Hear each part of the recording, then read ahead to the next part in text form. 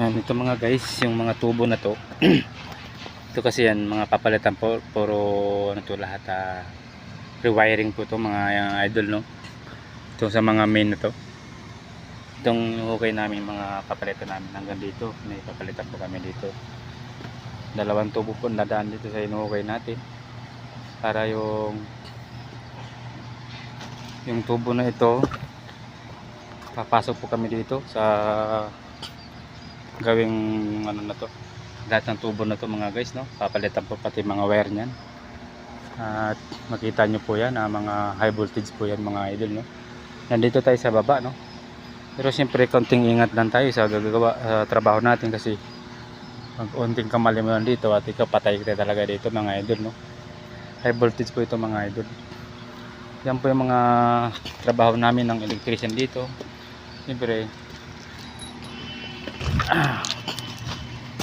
wala pa naman yung ano, kami na mismo yung mga electrician na naghuhukay, no.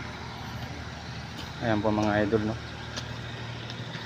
Makikita nyo po yan mga idol.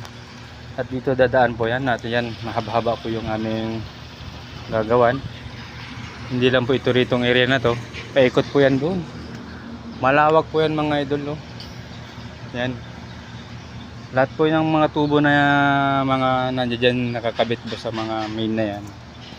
Yan po ipapalitan po namin, pati yung mga wiring mga idol. Palit din po yan lahat. Yan po. Yan yung mga tubo na mga nakasupply dyan. Yan po yung mga papalitan namin mga idol. Matagal-tagal na project to mga idol.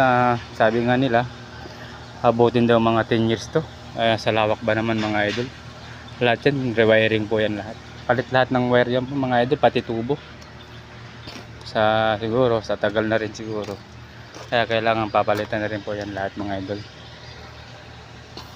Ayan. At kung nagustuhan nyo po ang aking mga video, sana ipa-share na lang po at pa-follow at pa-comment na lang po, no mga idol. Malaking tulong na po yan sa akin. Subscribe lang po kayo sa aking mga YouTube channel. At maraming salamat po sa panonood palagi. Huwag po sana kayong magsawa ng mga idol, no. Ayan, mga high voltage po yan mga idol. At thank you for watching mga idol. Hanggang dito na lang at mapagtrabaho na rin mga idol. Ayan po mga idol, high voltage po to. Ayan. Isang building pa po yan, may ginagawa pa po mga idol, no. Maraming trabaho dito. 2 building po yung ginagawa na yan mga idol, doon pa sa